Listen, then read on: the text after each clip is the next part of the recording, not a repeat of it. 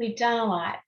You've done a lot the last several days, months, all of that.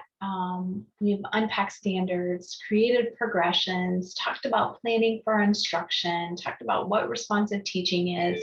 Now let's talk briefly. What I want to talk to you about in this video is collecting data and planning for small groups.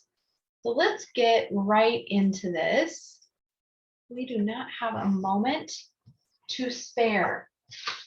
All right, so collecting data, I have to tell you that data collection is key. When I used to teach, there were a couple of years, not many, but a couple of years that I taught the exceptionally gifted students. And when I taught those students, their parents were always so helpful when it came to helping me take grades.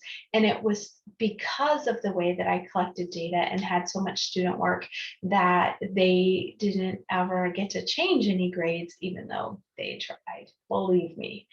So some different ways that you can use your progressions and collecting data so that you can create small groups.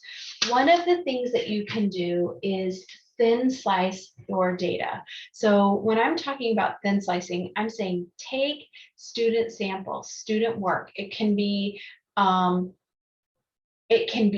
just work that they did that day in class, or it can be, I've had people do more of a formal kind of collection of student work where they've set them up to do some sort of performance event, and then they're gathering their student work. But we're going to take the student work, we're going to look at our progressions, and we're going to quickly sort students into the not yet or the one or however you want to call that, and progressing, and then the mastery pile or the meeting pile. So, or 1, 2, 3, however you want to put it, but we quickly sort just based on looking at it one time. That this is how we thin slice.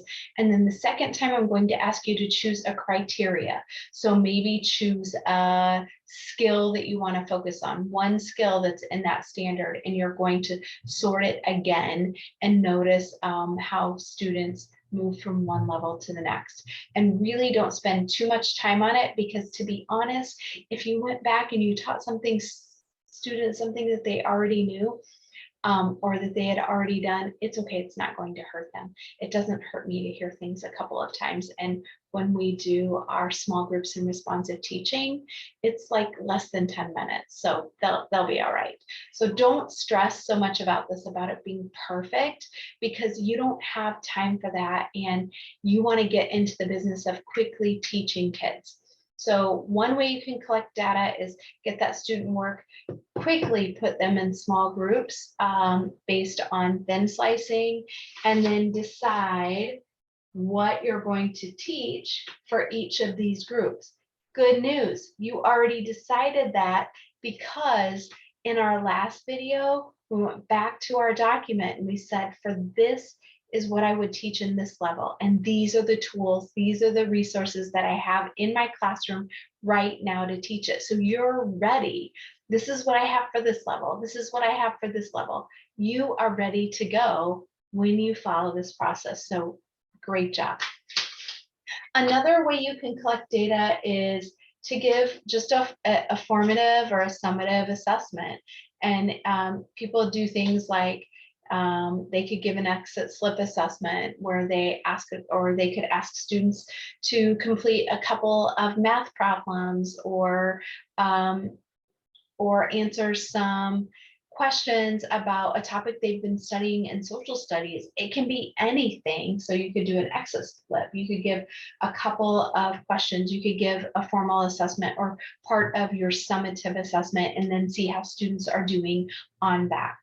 So another thing that you can do, and I use this a lot, is observation. So I'll walk around and notice the work that students are doing and lean in and coach right then. Or I'll share you with this in a minute, or I listen in on groups. Something that I love to do, I call it the no swoop. And if I can find it in my papers here, when I teach students in the workshop model, I teach the mini lesson. I say, now go do it. This little part here, I'll just say it here. I'm going to do it in a different color for about 2 minutes. I call this the no swoop zone. And when I work with teachers in their classrooms, I work with teachers in their classrooms on things I know and things I don't, and they help coach me as I'm learning their content. But I do know instructional strategies and workshop models. So for 2 minutes, we'll just sit and we'll study students' habits, because if they don't have the habits down, then it's going to be really hard for me to get to practice the content. So sometimes I have to go in and teach habits and what actual independent work looks like. So that is another thing that you can observe. And what I do is walk around with my progression, and this is not a pretty one at all, but it'll work right now.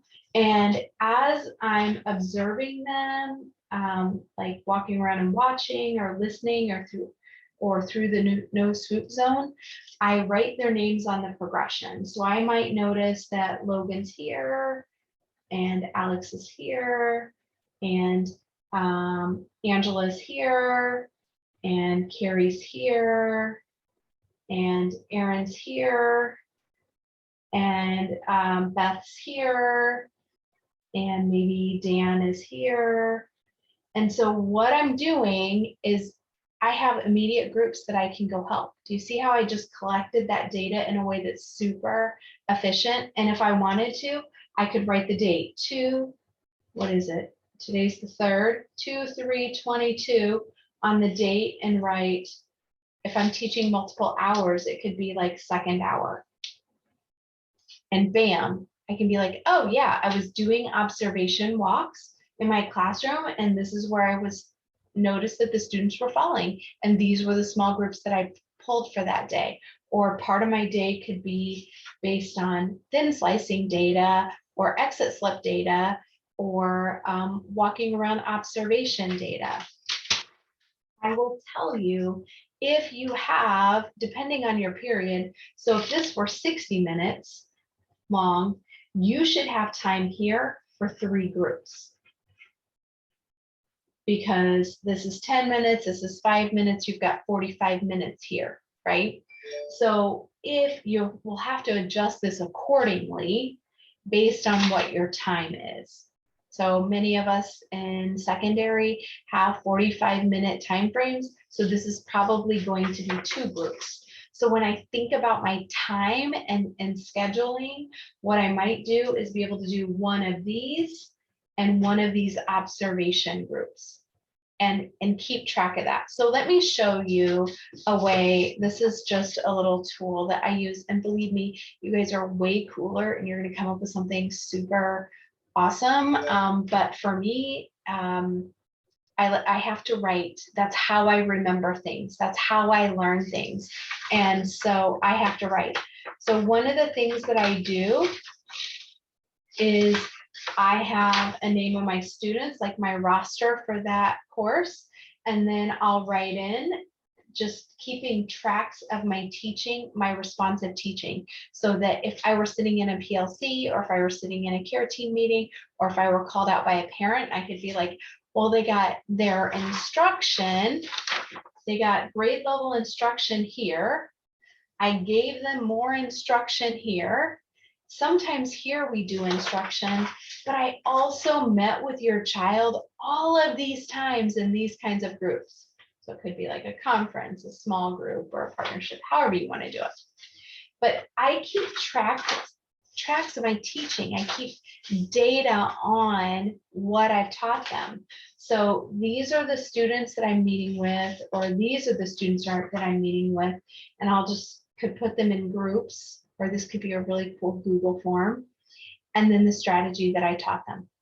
So here's the tip. You are not going to meet with every single kid all the time, but you want to meet with every single kid a couple of times a week. So take the stress off yourself that you have 25 kids in a class, but maybe if you meet with them once a week or once every 2 weeks in responsive teaching. So if they are at this mastery level, they still deserve to have time with you in a small group or to get next steps for their teaching. So they might not need to be met with every week, but maybe every other week, where these students were really working hard on meeting with them, once a week, maybe twice a week, and then maybe these guys definitely twice a week. So moving them along the progression. So did you see how I did that? How we talked about different ways that we can collect the data depending on where they're falling. We already know what we can do for this group, for this group, for this group, based on our previous video. And then there are some ways that you can keep track, like have tracks of your teaching. Not that one. But these are some different ideas that you could use to help keep track of that, so you can have conversations about what you've noticed students are doing and then what you're doing. And you know what? Sometimes when I'm sitting with my colleagues, not sometimes, a lot of times I would be like, this is not working. I need help. Like, can you give me some strategies that maybe I could try different? So I hope you found that helpful. Have a great day. Go off and get started thinking about what are you going to try. I can't wait to hear about it.